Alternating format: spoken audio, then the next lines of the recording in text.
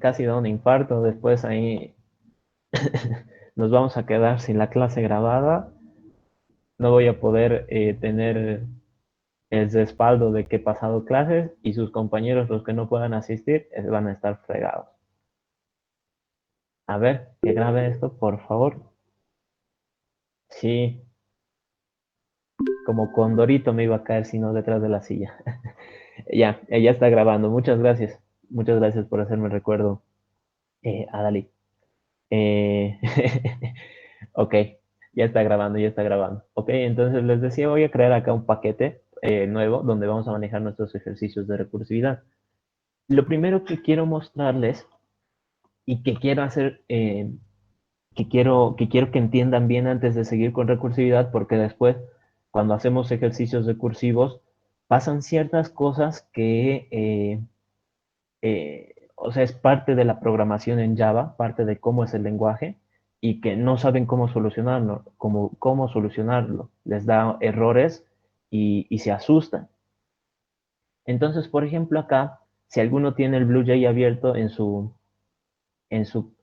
máquina y puede verlo, así al mismo tiempo que la clase, quisiera que intenten esto, o los que no pueden que vayan analizando conmigo. Quisiera que intenten esto. Esto es simplemente por ejemplo, ¿no? Voy a usar un system out, pero eso prohibido para nosotros, nada de system out. Lo único que quiero mostrar es cómo es que funcionan los parámetros, ¿no? Entonces aquí, parámetros. ¿Qué quiero mostrar con esto? Quiero mostrar primero acá, si yo recibo acá un número n y lo imprimo, system out, print line, n, ahí nada del otro mundo. Estoy haciendo una impresión por consola del número que me han pasado. Nada extraño. Pero ¿qué pasa si es que yo llamo a un método aumentar y le mando el número n? Entonces, este aumentar tampoco va a hacer nada del otro mundo. Private void aumentar. Y acá voy a recibir el número. ¿Y qué hago? Le aumento, ¿no? Hago un reemplazo y le aumento 1. Y ejecuto la misma instrucción después.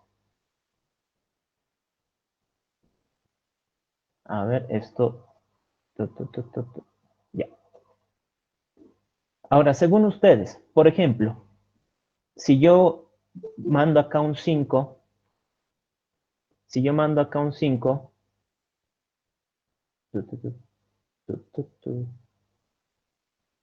si yo en ese pequeño código, miren, son, creo, 7, 8 líneas, 2 métodos, hay 2 impresiones en consola. ¿Qué creen que imprima la primera línea? ¿Qué creen que me muestre? Si es que yo le mando acá un 5. ¿Qué dice? A ver, ya, ahí están respondiendo que me va a mostrar un 5, ¿no? Eso es fácil, ¿no? Un 5. De ahí mando a aumentar el número. ¿Qué es lo que sucede acá? Mi número va a aumentar. ¿Y qué tendría que pasar después? Lo imprime en consola. ¿Qué creen que pase acá? ¿Qué número creen que me imprima?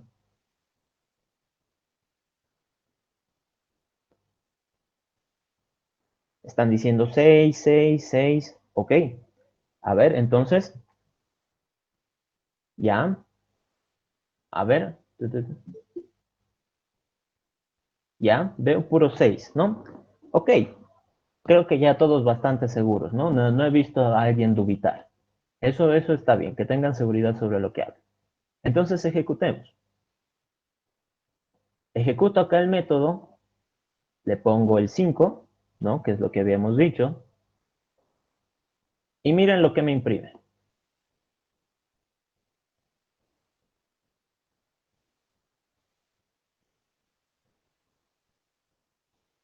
Miren lo que ha impreso. Ha impreso 2 5, pero ¿por qué? Acá debería haber impreso 6. Creo que es 5 porque no se guarda el valor. ¿En qué parte no se guarda? Acá estoy haciendo un cambio de estado, ¿no?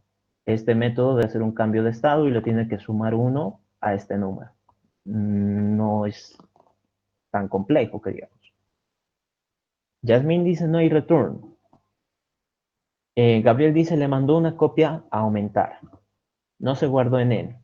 Ya, entonces ahí están viendo, hay diferentes como que visiones del ejercicio. ¿Qué es lo que yo quiero mostrar específicamente? De que acá, cuando yo ejecuto esa línea, le estoy mandando, le mando el valor de N. Entonces acá, dado nuestro pequeño ejemplo, le llega un 5. ¿Y qué hace? Obediente a la instrucción, lo modifica para volverlo un 6. A ver, dicen, solo se aumentó en el método, en sí no afectó a la variable. ¿No? ¿Ya? ¿Está bien? Ok. Entonces, ya algunos se están dando cuenta, ¿no? ¿Qué es lo que sucede? Lo que quiero mostrarles es de que cuando nosotros enviamos parámetros, acá, esta palabrita que yo he escrito a propósito, le mando el valor, le mando lo que representa n. No le mando la variable, le mando una copia del valor. Entonces acá cuando le llega un 5, si bien es el mismo valor que acá arriba, no representa la misma variable, representa una copia. No, bueno, esto tendría que ponerlo acá arriba, ¿no? Le mando el valor de n, es decir, una copia. No le mando la propia variable. Ojo, no le mando la propia variable. Ahora, algunos decían, deberíamos tal vez usar un return, ¿no? Un int. Claro, eso ya podría hacer que se solucione. Pero si yo hago con un int, y le digo acá que retorne n, return n, y acá le digo que n va a ser igual a aumentar, entonces acá compilo, si ejecuto de nuevo, veamos que no sale. Acá con el 5, aceptar, y recién sale el 5, 6. Es verdad, pero en este caso estoy haciendo un reemplazo, ¿no? Este método me va a devolver una respuesta y con eso yo voy a reemplazar el valor de mi variable. Eso no tiene nada que ver con lo que quería mostrarles, ¿no? Pero puede servir, ¿no? Nos puede servir a nosotros para que, eh, para un poquito solventar, ¿no? Este problema. Pero ¿cómo es que, bueno, es algo que tenemos que tener en cuenta, ¿no? De que algunos métodos no van a trabajar en sí con la variable, van a trabajar con una copia del valor en la variable. ¿Listo? Entonces, a ver, compilamos. ¿Qué sucedería ahora si, por ejemplo, ay, ¿dónde está mi BlueJay? Continuando con este pequeño caso, yo me creo acá una clase que represente un número. Así, súper sencillo, que represente un número. Tut, tut, tut, tut, tut. A esta clase, súper sencilla, le voy a poner que tenga un atributo, que se presente el número que va a guardar. Su constructor, ojo acá, ya que estábamos hablando de eso al principio, tiene un atributo, entonces ese atributo le tendría que dar algún valor dentro de mi constructor. Entonces lo voy a recibir como parámetro y lo guardo. Dice n va a ser n. ¿Qué más? A este número le voy a hacer un toString, o bueno, le voy a hacer un mostrar, ¿no? Para no marearles. Mostrar. Y acá simplemente que retorne el número más una cadena vacía, ¿no? O que me lo imprima bonito. El número es 2 puntos más e, ¿no? Para que me lo muestre bonito, ¿no? Bien, bien elegante. Y acá le voy a poner un método aumentar. Aumentar. 。 , 。 , 。 , 。 , 。 , 。 , 。 , 。 , 。 , . 。 , 。 , 。 , 。 , 。 , . 。 , 。 , 。 , 。 , 。 , 。 , 。 , 。 , 。 , 。 , 。 , 。 , 。 , 。 , Y acá lo único que va a hacer es lo mismo que en el otro lado, n más 1. Listo. Entonces acá voy a hacer lo mismito, bueno, lo mismo que esto, pero en vez de recibir un int, voy a recibir un objeto de la clase que acabo de crear, un número. Y a este número le voy a decir que voy a mostrarlo, mostrar, y luego mostrar. Si alguna parte no entienden, me la avisan y la voy a explicar después con calma. Ahorita quiero mostrarles primero cuál es la diferencia entre estos dos. ¿Qué va a pasar? Voy a hacer acá otro método de esto, aumentar, pero en este caso estoy trabajando con mi objeto. Y acá lo único que voy a hacer es decirle n.aumentar. Listo. Entonces veamos qué sucede. Hay dos, bueno, hay cuatro métodos.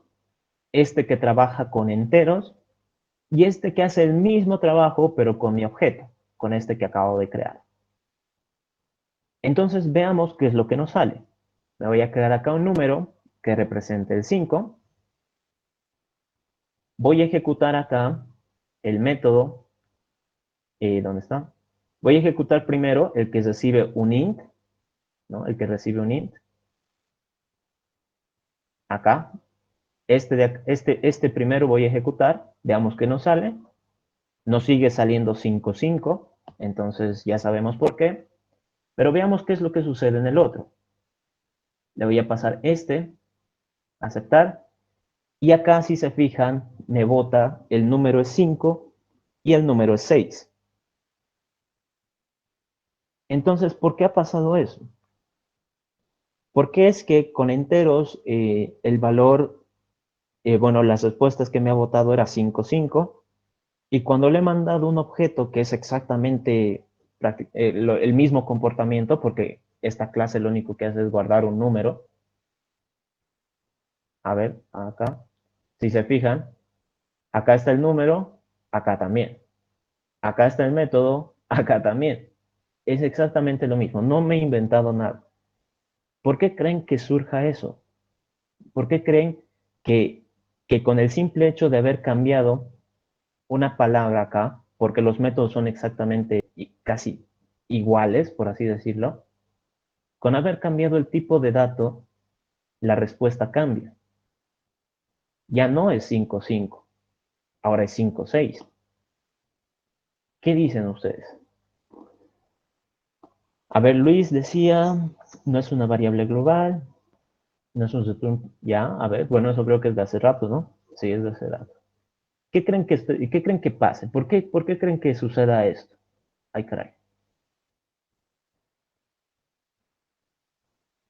Se fue el método aumentar y ahí se aumentó. Ok, pero ¿por qué acá no se o sea, este de acá representa tal vez otra variable, ¿no? ¿Qué pasa si yo le pongo otro nombre?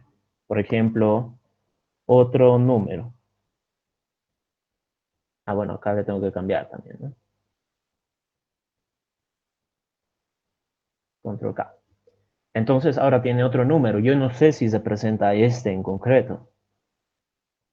Y veamos acá. Ejecuto.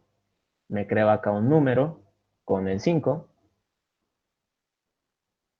Y le paso para ver qué es lo que sucede. Y me sigue botando lo mismo. Entonces, ¿qué dicen? A ver, dice, Marco dice se fue a aumentar y así se aumentó al método aumentar. Gabriel dice paso de referencia, ¿no? Allá ya hay alguien que ha investigado.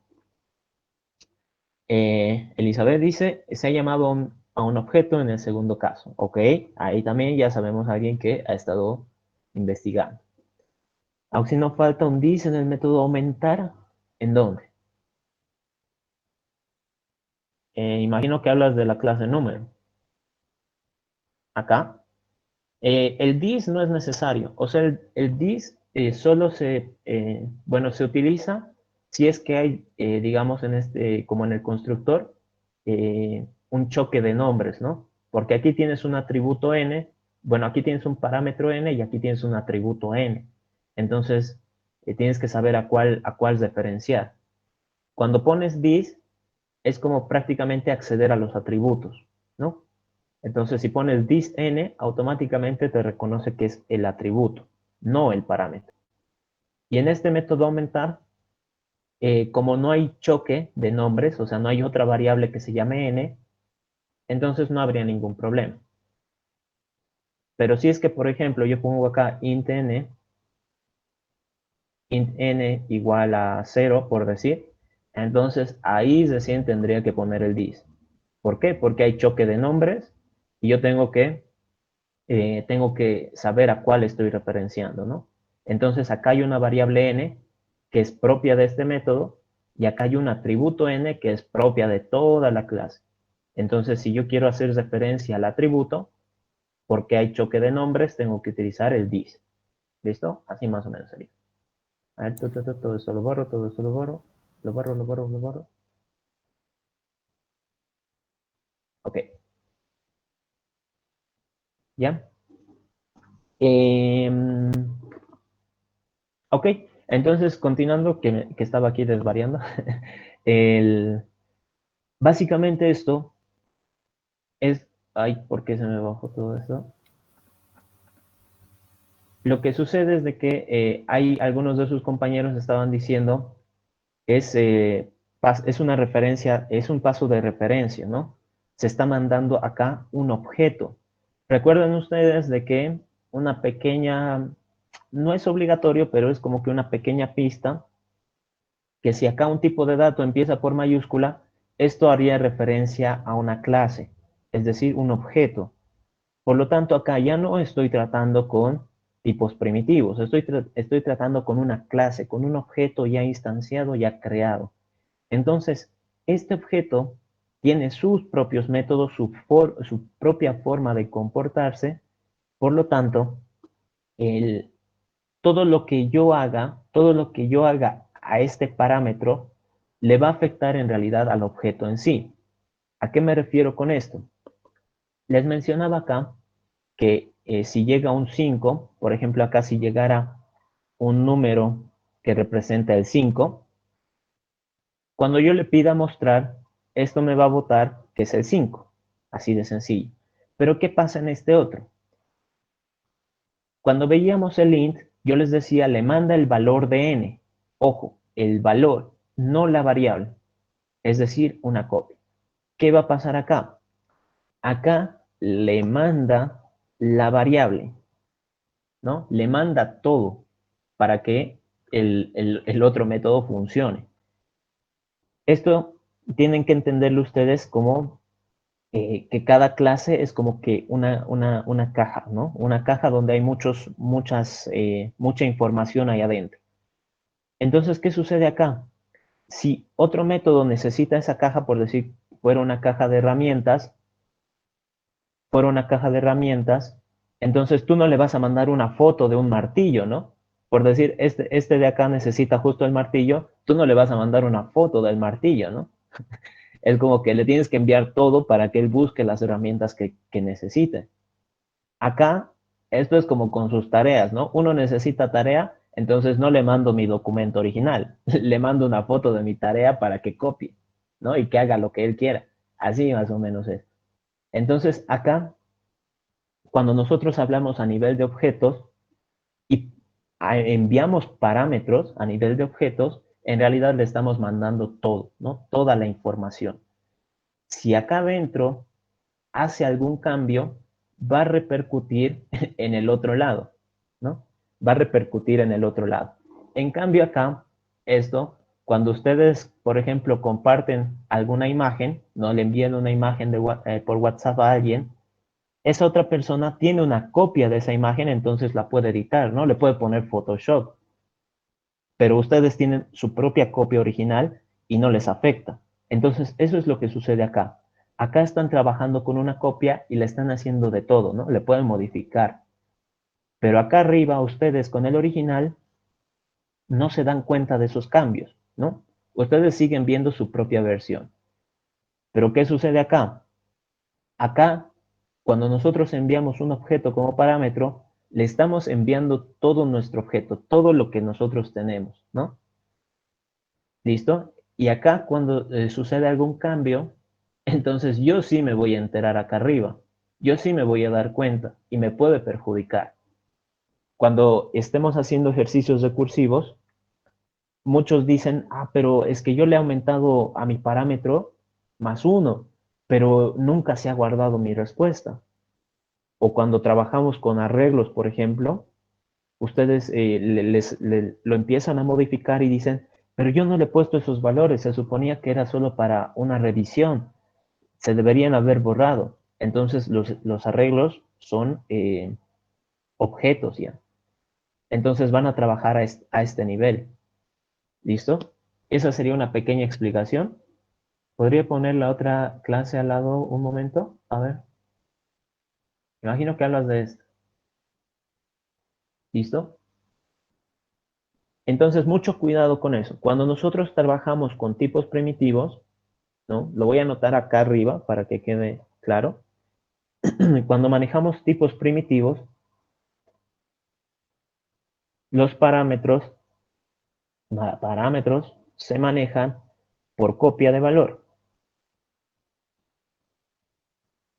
Pero, pero, si es que estamos hablando de tipos objeto, los parámetros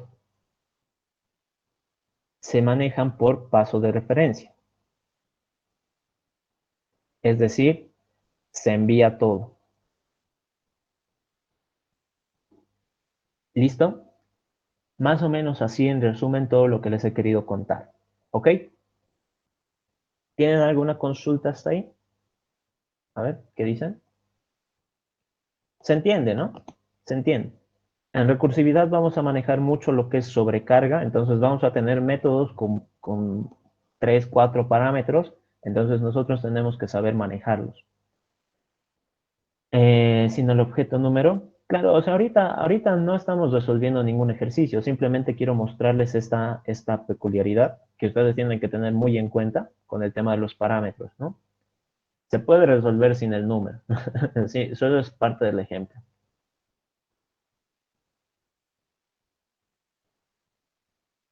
¿Ok? Entonces continuaremos. Me voy a abrir acá el Paint. Empezaremos con lo que es recursividad. Imagino que ya han terminado inducción-deducción, ¿no? Eso medio que ha ido volando la licencia. De todos modos, vamos a ir explicando paso por paso y manejando algunos conceptos que deberían tener, o sea, de memoria, deberían saberlos para cuando hagamos ejercicios. ¿Listo? A ver, entonces esto de acá. ¿Cómo está escribiendo esto? Ok. A ver la letra. Ya, ya. Ahora entonces esto lo voy a hacer crecer un poquitillo. Listo. Entonces empezaremos con lo que es recursividad. ¿Qué tendríamos que decir nosotros con recursividad? Con respecto a lo que es recursividad. Ahí está. Primero, decir que esto ya lo deben saber, lo han debido avanzar teóricamente con la LICEN. El objetivo de manejar recursividad es profundizar un poquito en la técnica de divide para vencer. ¿Cómo es que funciona esto? Yo tengo un problema muy grande, el cual me puede explotar en la cara.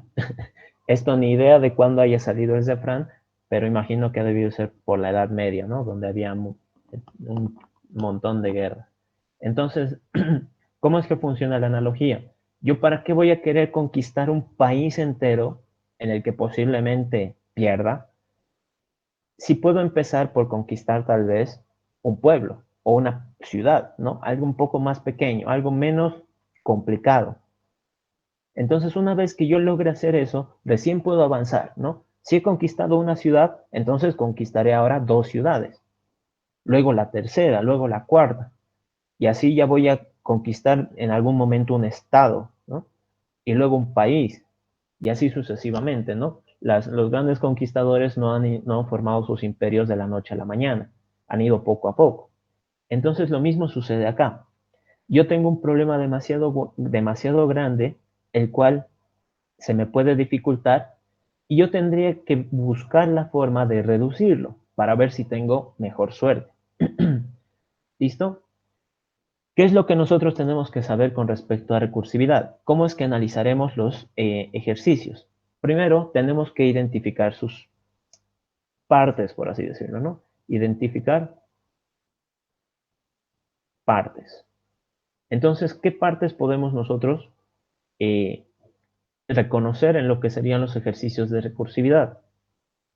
Los ejercicios de recursividad constan de un caso base, ¿no? ¿Cómo es que cómo es que nosotros podemos reconocer el caso base? Ustedes, aquí hablando un poquito con eso de de las conquistas, de los emperadores y todos esos, les decía, ¿para qué voy a tratar de conquistar un país si sé que tal vez falle, ¿no? Porque es muy grande y puedo morir en el intento. Si puedo intentar tal vez conquistar algo más pequeño, ¿no?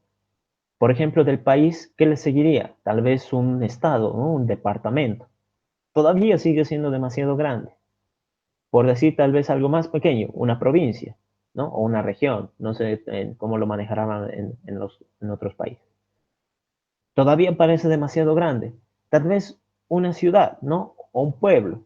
Allá eso todavía parece factible. Entonces, en ese caso, ya no me conviene reducir tanto, ¿no? Ya no me conviene reducir más. El caso base sería una situación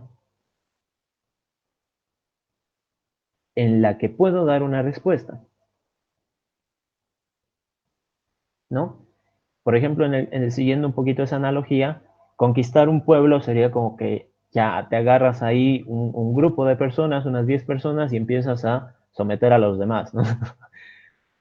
Entonces, fácil, ¿no? Ya eso es una tarea relativamente más sencilla, ¿no? Que el resto. Por lo tanto, tú ya puedes dar tu respuesta, puedes elaborar tu propio plan para responder a ese problema más pequeño. ¿Qué pasa después? Tendríamos que identificar nosotros el caso recursivo, que era lo que les decía, ¿no? Mi problema muy grande sería conquistar un país. Por lo tanto, esa tarea no la puedo lograr en este momento, quizás de aquí a unos 5 años, ¿no? Primero iré reduciendo, ahí que me trabo. Entonces, el caso recursivo es prácticamente, eh, se podría decir como reducir el problema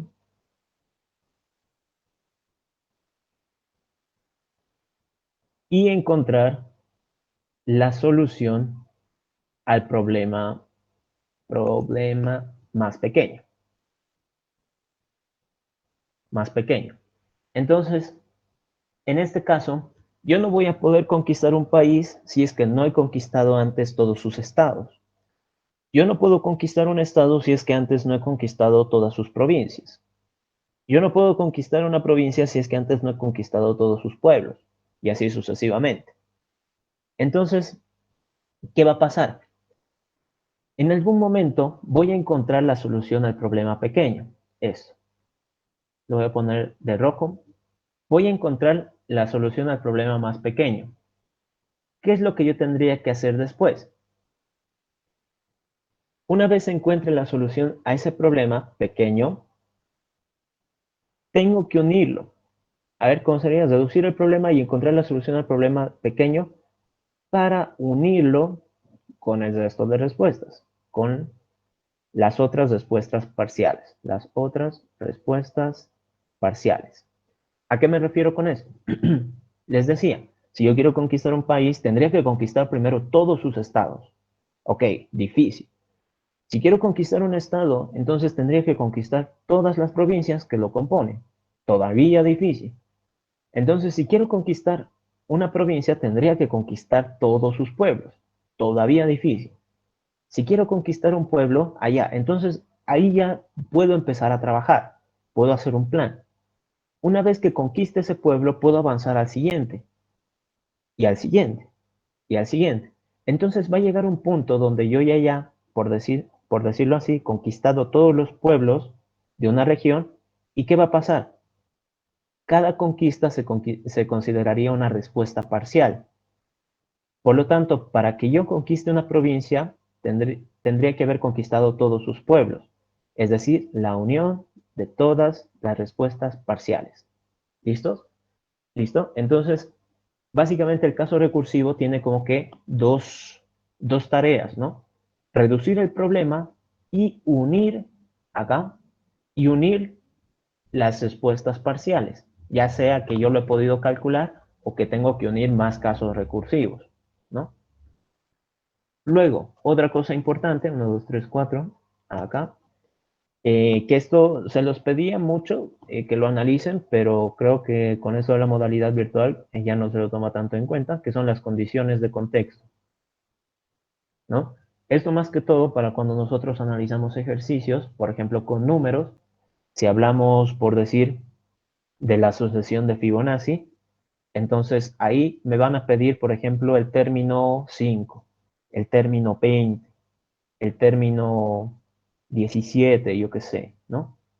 Pero nunca me van a pedir el término un tercio, o el término 5,79, o el término menos 49, o el término raíz cúbica de menos 3, ¿no?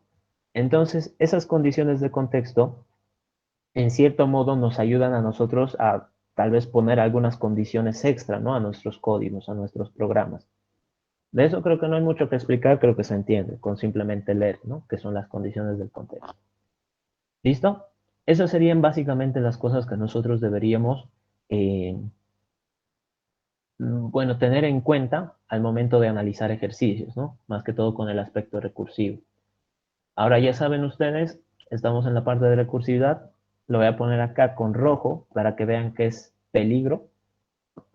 Prohibido uso de for. De for, while, switch, ¿no?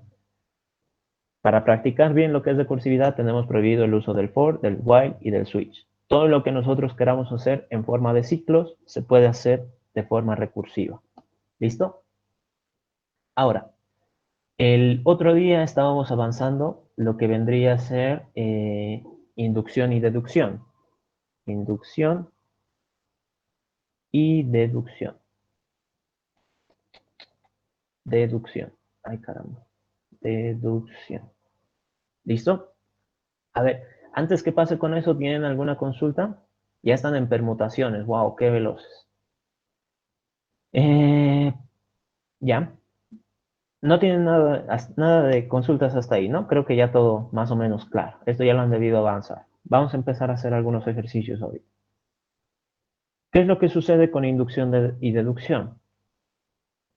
A ver, me voy a acomodar. Con deducción, que creo que este es el más fácil de explicar, el otro es medio matemático y es feito. Deducción, nosotros, ¿qué cosa vamos a tener? Vamos a tener, ¿cómo se les dice esto? Premisas. Se tienen premisas, a ver, esto, se tienen premisas o casos válidos, por así decirlo, casos válidos, los cuales son analizados para encontrar un patrón, ¿no? Lo más, eh, lo más representativo de esto son las sucesiones, ¿no? Y les explicaba la anterior vez, si es que yo me invento, por ejemplo, acá una sucesión y digo, yo qué sé, 1,2,4,8,16 y 32 y así puntos suspensivos, ¿no? Entonces yo les digo, dada esta secuencia de valores, encuentra una fórmula que permita calcular el valor n de la secuencia. Entonces ustedes acá se dan cuenta y dicen, pero esto es potencia, ¿no? Súper facilito. Pero se puede escribir en términos de sí mismo la secuencia. ¿Cómo? A ver, esto era que lo haga con un poquito más de espacio. Acá el lápiz. Ahí. Si me escuchan un poco ronco, no sé por qué es. Me estoy quedando sin voz. Mi voz de cantante. No, mentira. Entonces acá, si se fijan, del 1 al 2, a esto que lo voy a poner un poquito más, ¿ya? Si se fijan, del 1 al 2, lo que yo tendría que hacer es multiplicar por 2. Del 2 al 4, más de lo mismo. Del 4 al 8, igual. Entonces ahí, como ven, existe una pequeña dependencia. ¿Por qué? El 1, bueno, esto lo voy a poner con negro. El 1, este de acá, todavía no sé cómo calcularlo, pero sé que todo parte de ahí. Entonces, si es que a mí me piden, por ejemplo, el primer término, es decir, el término 1, de alguna u otra forma se tiene que calcular 1. No sé todavía cómo. Si me piden el término 2, entonces por la secuencia me dice que es 2. Si me piden el término 3, por la secuencia me doy cuenta que es 4. Allá. Pero decíamos, existe como que una pequeña dependencia.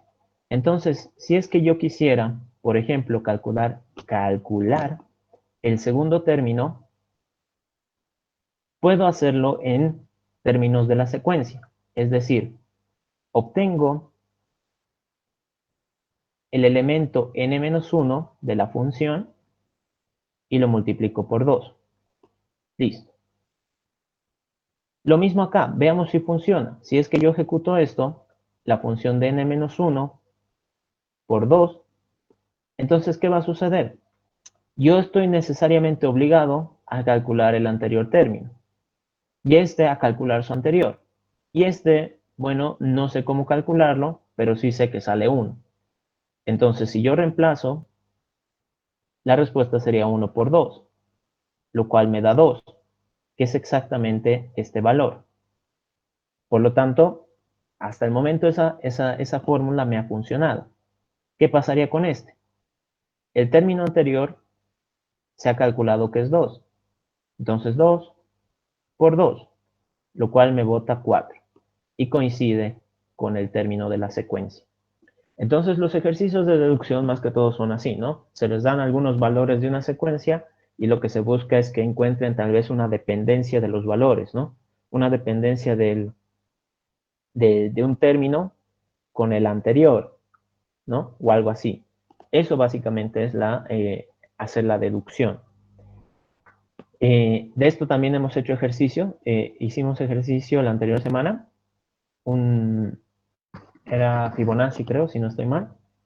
Y lo que me quedaba pendiente, que no se me venía a la mente ningún ejercicio de inducción, estos de inducción, primero decir de que inducción y deducción son técnicas para sacar fórmulas, ¿no?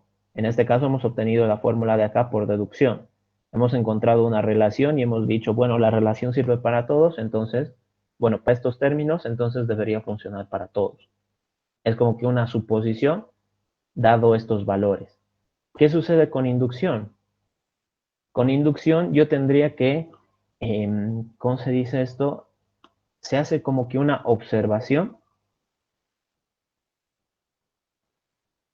y con la finalidad, es que es medio complejo, una observación con la finalidad de obtener una fórmula, una fórmula que valide eh, para el caso fácil, para el caso fácil, es decir, el caso cero, por lo general se le dice, para que valide para el caso fácil y para un caso n, ¿no? O un caso n más 1, no me acuerdo muy bien cómo funciona. Entonces, estos de acá, básicamente es como que supone que las tareas más pequeñas se van a realizar de alguna manera, ¿no? Obtener una fórmula y decir, bueno, si yo necesito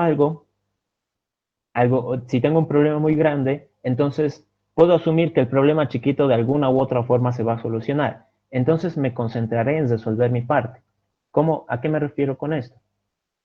Por decir, el problema grande es este, ¿no? Este representaría el problema grande. Y el problema chiquito es este de acá. Entonces, lo que se sugiere es que este de alguna forma, de alguna u otra forma se resuelve, ¿no? Se va a resolver. ¿Quién sabe cómo?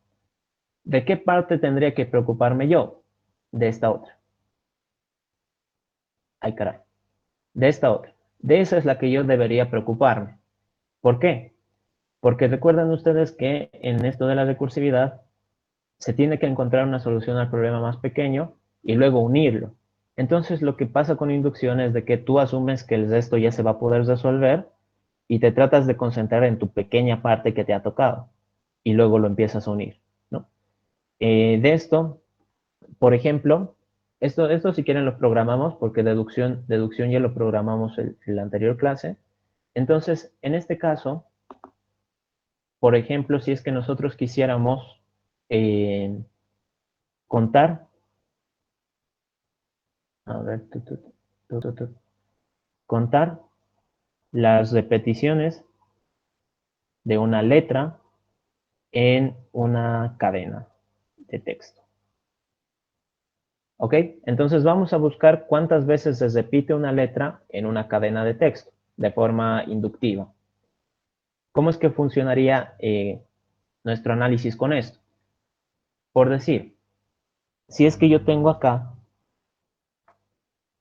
una cadena A, B, A, C, D, A, ¿no? Y quiero buscar cuántas veces se repite la letra A. ¿Qué tendría que hacer yo? Este problema muy grande, ¿no? Muy grande. Yo no sé cómo resolverlo. ¿Qué sería un poquito más pequeño que esto? Tal vez quitarle alguna letra, ¿no? De alguna u otra forma. Por ejemplo, si yo le quito la primera, un problema más pequeño sería B, A, C, D, A. Pero ¿qué pasa con este? Con este de acá. Este de acá yo tendría que analizarlo por separado. Por decir, agarro esa letra que he sacado por separado y pregunto, ¿es igual a la que yo estaba buscando? Si me dice que sí, entonces más 1. He encontrado una repetición. Si me dice que no, entonces podemos decir más 0, ¿no? Que no me sirve. Y a todo esto, yo le tengo que unir, le tengo que aumentar el análisis de esta cadena, ¿no? Es decir, de buscar en la cadena BACDA, ¿quién? La letra A, ¿no? Entonces, como ven ahí, yo no me estoy preocupando de cómo se va a resolver esto. Me estoy preocupando de la parte que me ha tocado. Directamente asumo que esto de alguna u otra forma se va a solucionar y que me va a responder. Entonces, si en esta cadena, que yo sé que me va a responder 2, porque lo puedo ver, lo puedo constatar, esto de acá me va a responder 2. Si yo le sumo 1, la respuesta total sería 3, que es la respuesta correcta, ¿no? Entonces, inducción funciona más o menos de esa forma, en la que tú no te preocupas mucho de cómo se va a resolver esto, simplemente tratas de resolver la parte que te ha tocado, por así decir. Esto, si lo queremos programar, bueno, básicamente la idea es esta. ¿Dónde está? Acá. Si lo queremos programar, pa, pa, pa, pa, pa, pa, pa, pa, acá, por decir public int repeticiones de que aquí voy a recibir un string que va a ser mi cadena y acá voy a recibir un char que va a ser la letra que estoy buscando, ¿no? Para saber cuántas veces se ha repetido. ¿Qué digo acá? Lo que yo digo es, bien, primero tengo que conocer la letra que voy a evaluar, ¿no? Ustedes ya saben, me concentro en la pequeña parte que me ha tocado a mí y del resto, pues ya, yo lo uno, ¿no? ¿Cuál elío? Por lo tanto, yo acá digo char, por decir letra, que va a ser cadena.char a en la 0. Entonces, ahí me lo estoy separando. Ahí estoy haciendo este proceso de separar. ¿Y qué digo? Pregunto, si esta letra que estoy evaluando es igual al carácter que me han pedido buscar, bueno, aquí me falta un int,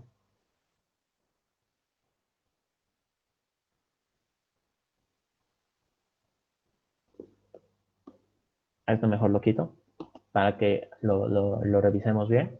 Entonces acá, yo digo, si justo han coincidido, entonces mi respuesta va a ser 1.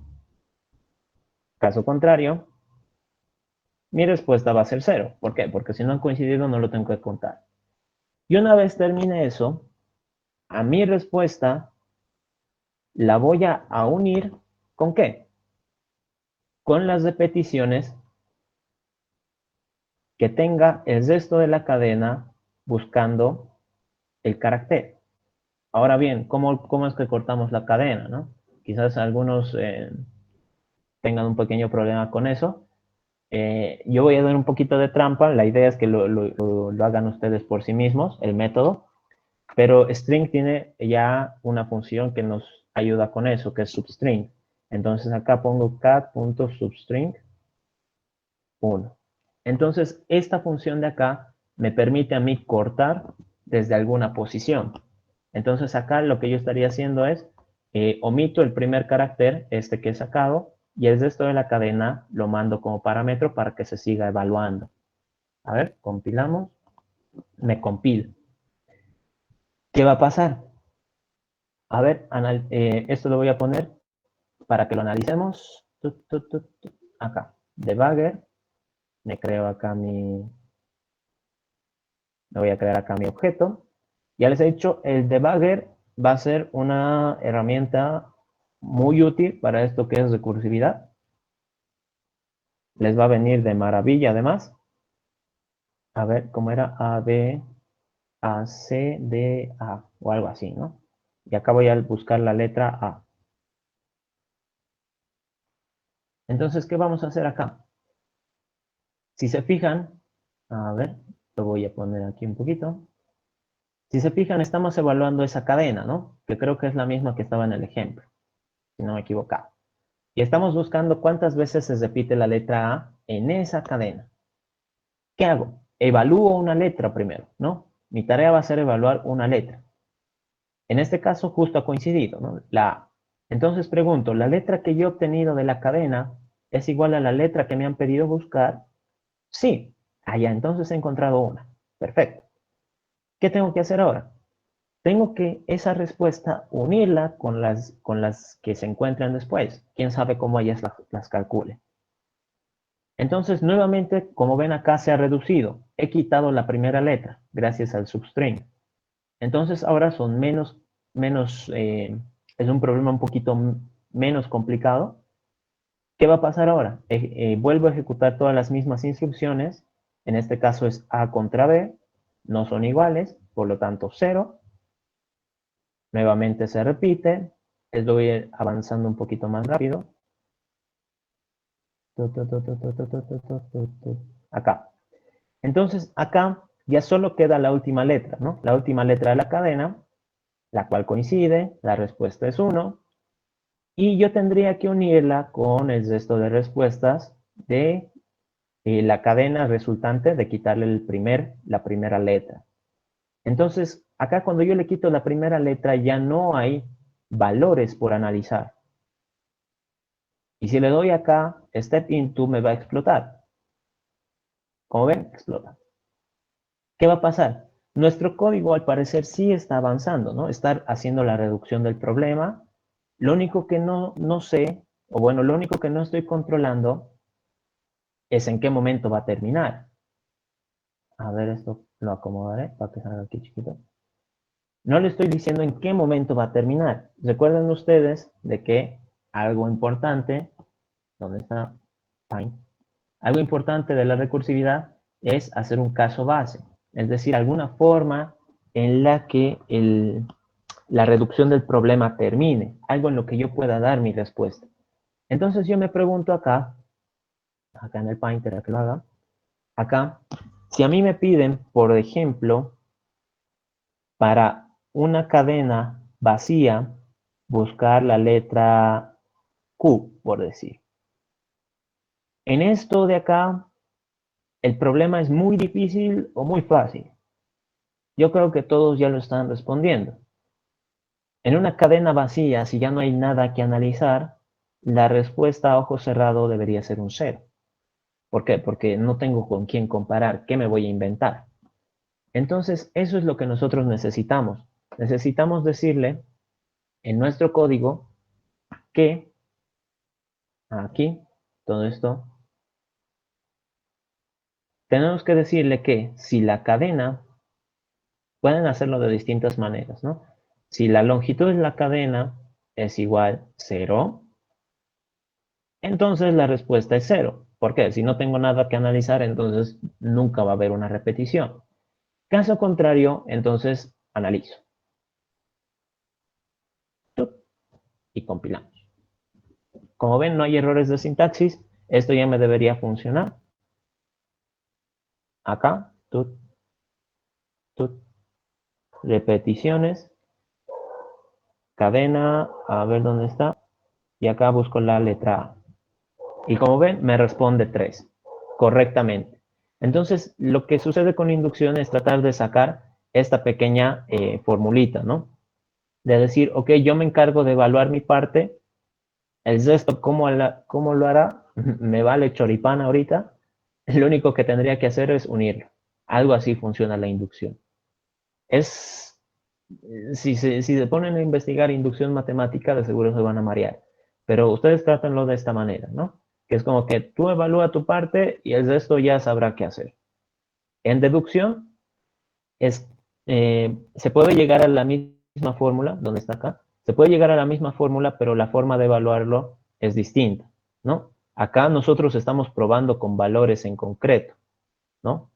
Que son nuestras premisas, por así decir, ¿no? Son valores en concreto.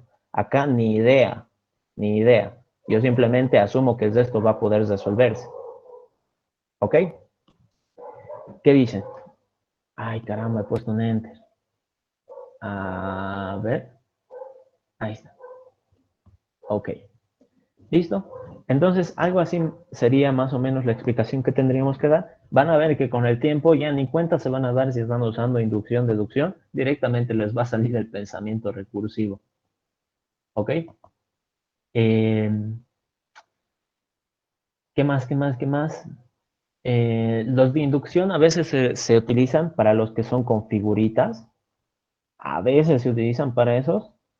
Y yo lo veo más fácil usando deducción, la verdad, porque algunos son como que bastante intuitivos, entonces con deducción salen casi al tiro, pero con inducción también se puede.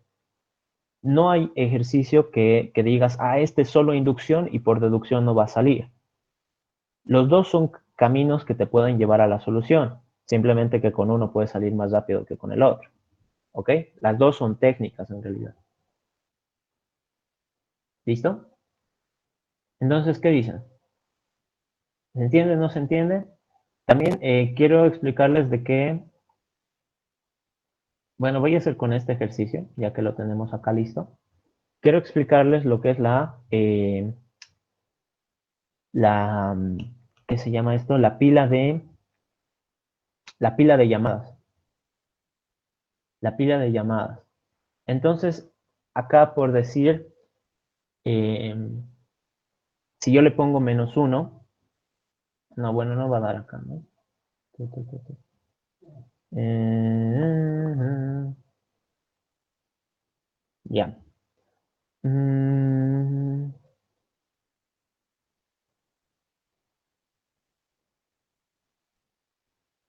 ok, voy a hacer un pequeño ejemplo, así súper rápido, porque quiero indicarles eso, que es también muy importante. Va a ser un método que sea suma sucesiva. También lo vi este ejemplo ayer, pero creo que les expliqué otra cosa, ¿no? Con este método. Lo que quiero explicarles ahora es de qué importante es manejar el caso base de acuerdo a las condiciones de nuestro contexto. Entonces, por ejemplo, esta suma sucesiva, ¿qué va a hacer? Sumar los elementos, los números del 1 hasta n. Así de sencillo, de forma recursiva. Entonces, ¿qué va a pasar acá? Yo voy a tener mi respuesta y voy a retornar mi respuesta. ¿Qué sucede? Entonces, lo que yo podría hacer es decir, bueno, si tengo que sumar desde 1 hasta n, entonces puedo empezar al revés, ¿no? Como son sumas, en realidad es equivalente, ¿no? De n hasta 1 e ir reduciendo. Por lo tanto, yo digo, mi respuesta va a ser n y le voy a sumar las sumas sucesivas de n menos 1. Aquí, como ven, es medio pensamiento inductivo, ¿no? ¿Quién sabe cómo se resuelva esto de acá? ¿Quién sabe cómo se resuelva esto de acá? Yo simplemente me encargo de hacer mi parte y después lo uno. ¿Qué pasa? Como yo acá estoy reduciendo, lo que yo podría decir es mi caso base va a ser cuando n sea 1, por decir. Entonces mi respuesta va a ser 1. Sencillo. Caso contrario, hago todo esto y compilo. ¿Ok? Entonces me fijo acá, le voy a poner un punto de quiebra ahí adentro. Y si yo hago este método para, por decir, 3 números, los primeros 3 números, ¿dónde está? Acá, como ven, se está evaluando el caso en el que n es igual a 3. Como todavía no estoy en las condiciones de poder solucionar ese ejercicio, ¿qué es lo que se hace? Se hace una llamada recursiva. Acá, como ven, se está llamando al mismo método, ¿no? Se está llamando al mismo método, pero con un distinto valor. Es decir, lo estoy reduciendo mi problema a algo un poquito más pequeño. ¿Y qué hago? Acá, como ven, en la secuencia de llamado se ha generado una segunda línea. Este de acá representa el caso en el que estoy evaluando 3, el cual no se puede solucionar hasta que resuelva el caso en el que evalúo el 2. Entonces empiezo a evaluar y me doy cuenta que no lo puedo responder. ¿Qué tendría que hacer? Dividir el problema. Entonces, esto de acá, esta llamada método, va a generar un nuevo valor en la secuencia.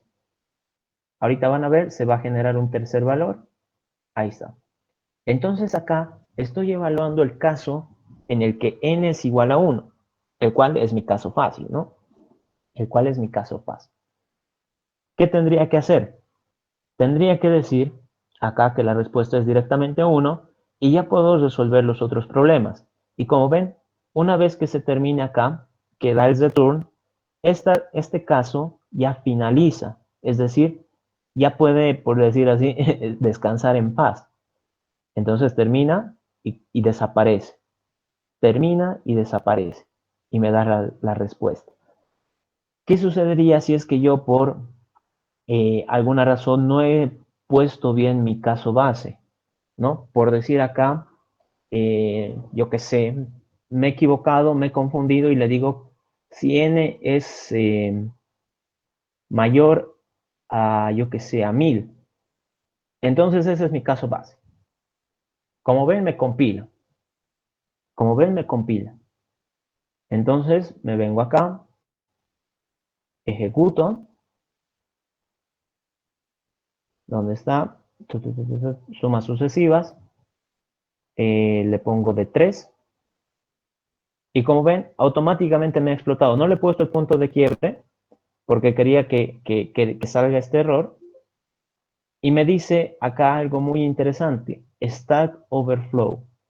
Esto va a ser algo que les va a empezar a salir prácticamente en todos sus programas. ¿Y qué es lo que representa? Representa que esa secuencia que les estaba mostrando, que se llama la pila de procesos, así se llama, ahora sí me vino el nombre, la pila de procesos se ha llenado con tantas llamadas recursivas que llegó a su límite, no puede ejecutar otra instrucción más. Entonces, ¿qué bota? Stack Overflow. Eso de ahí es cuando nosotros no controlamos bien nuestra condición del caso base. Ahora sí le voy a poner un punto de quiebre para que ustedes vean cómo es que se va llenando. Acá, por ejemplo, con el 3. Veían ustedes de que antes, como se iba reduciendo, Acá se generaba una nueva llamada, un nuevo caso en el que evalúo el 2. Luego se genera otra llamada en el que evalúo el 1, pero acá ya no se detiene, ¿no? Entonces, ¿qué va a hacer? Lo va a tratar de reducir más, al 0, al -1, al -2, -3, -4, y como ven, esta cosa de acá sigue creciendo. Y si se fijan, este que es el caso en el que evalúo el 3, no puede culminar hasta que termine el caso que evalúa el 2. Y el 2 no puede hasta que termine el 1. Y el 1 hasta que termine el 0 y así sucesivamente. Entonces se genera como que una dependencia, la cual nunca va a terminar. Y se va a quedar así hasta el infinito. Como ven, sigue incrementándose la cantidad de elementos ahí. Y este número se sigue reduciendo. Por lo tanto, el error que hemos visto es de que acá en esta secuencia, la pila de procesos, se han generado tantas llamadas que Java ya no ha podido soportar, ¿no? Ya no ha podido responder. ¿Listo? Mucho cuidado con las condiciones que ustedes ponen.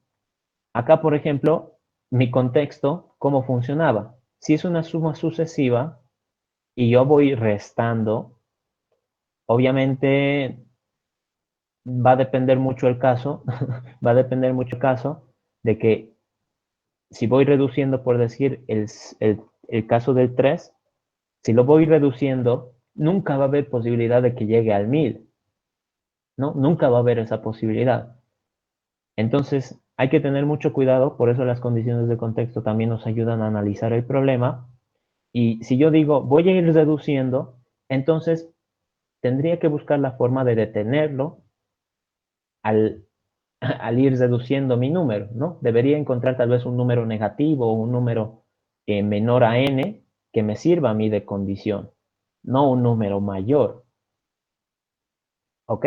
Eso era lo que quería mostrarles. Esto de acá me va a explotar cualquier dato, lo voy a terminar para que no pase a mayores. Acá, bueno, esto hay que arreglarlo, ¿no? Uy. Tu, tu, tu, tu, tu. Igual 1. Listo. Perfecto. Entonces, hasta ahí que dicen. ¿Se entiende? Más o menos he querido hablar de eso, de estos pequeños conceptitos, porque después les empiezan a salir errores, empiezan a tener problemas con sus parámetros y no saben muy bien qué es lo que sucede. Así que nunca se olviden, ¿dónde está? Tipos primitivos, es decir, int, long, char, boolean, se hacen por copia de valor. Es decir, yo no le entrego mi variable, le entrego el valor que representa mi variable, es como que una foto, ¿no? No le entrego mi objeto preciado. ¿Qué pasa con este otro? Cuando hablamos de tipos objetos, entonces hacemos paso de referencia. ¿Qué estoy haciendo ahí? Le estoy entregando mi objeto real, mi objeto concreto, por así decirlo. Entonces, todo lo que el otro método haga me va a afectar a mí porque yo también lo voy a poder ver. ¿Listo? Eso sería un poquito en síntesis.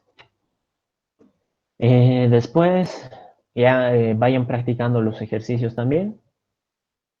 A ver, Adalid dice, si habría otros códigos, atajos útiles como ese que uso para cortar.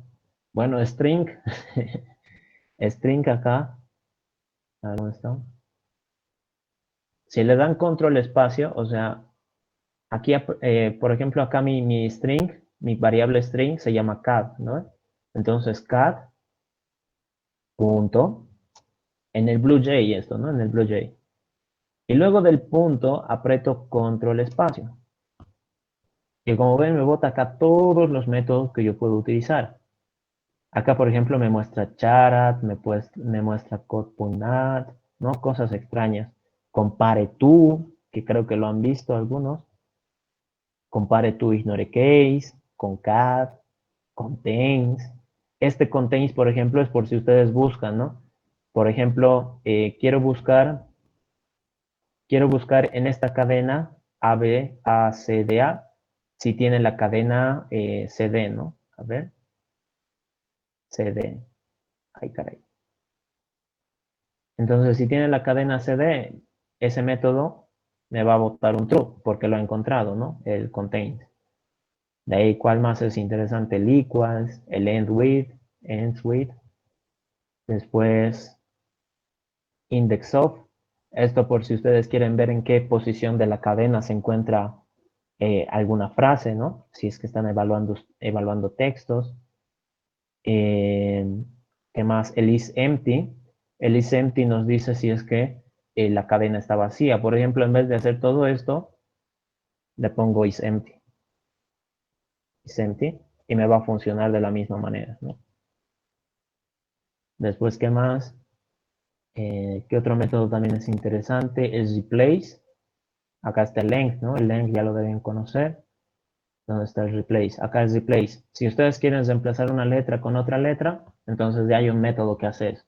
Obviamente acá en recursividad no es interesante usar todo eso, por eso les decía, ustedes tienen que plantear sus propias soluciones. Eh, ¿Para qué les puede servir esto en este momento? Para comparar. Ustedes pueden hacer, ay, que me quedo sin voz, pueden hacer, por ejemplo, a ver acá, un public void prueba,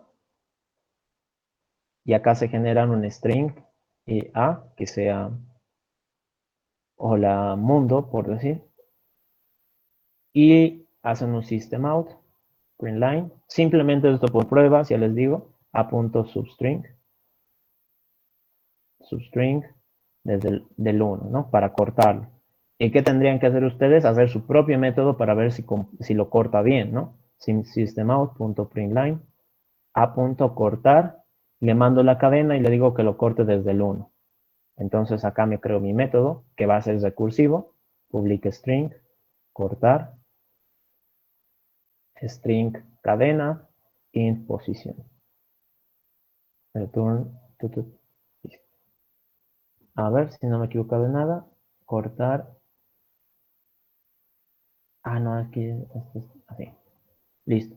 Entonces, como ven, los métodos de string, ahorita, avanzando lo que estamos avanzando, que es recursividad, les tendría que servir para comparar sus respuestas, ¿no? Para saber si este método, que en realidad va a ser lo mismo que el substring, está funcionando correctamente, para ver si es que de verdad realiza la tarea que debe hacer, ¿no?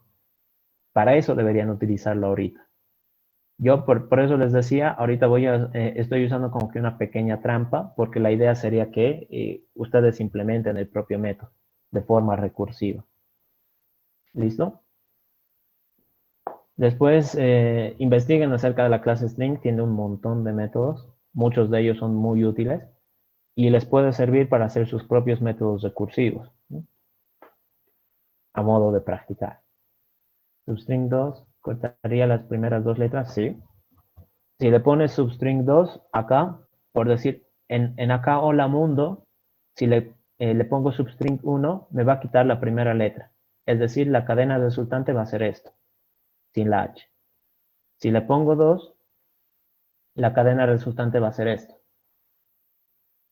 Ahora también existe otro substring en el que le mandas dos posiciones, por decir acá 2 a la 5. Entonces, ¿qué va a pasar esto? Te va a cortar los primeros dos y te va a cortar te va a avanzar hasta la quinta posición. Entonces, recuerden en los strings, esta sería la posición 0, posición 1, posición 2, entonces desde aquí empieza. La posición 3, 4, 5. Entonces, hacer substring de esto debería retornarte esta cadena, ¿no? Si no estoy mal. ¿Ok? Entonces, mucho cuidado con la forma en la que ponen sus casos base. Investiguen acerca de los métodos de string. Hay cositas interesantes, por ejemplo, el charat. Este charat no lo pueden reemplazar, pero es muy útil cuando nosotros evaluamos cadenas. El método substring sí lo pueden reemplazar con algo de forma recursiva. El punto length también. Eh, Después, ¿qué más? Creo que serían los más útiles en este caso, en este momento. ¿Tienen alguna otra consulta hasta ahí? Jóvenes, señoritas, ¿alguna inquietud?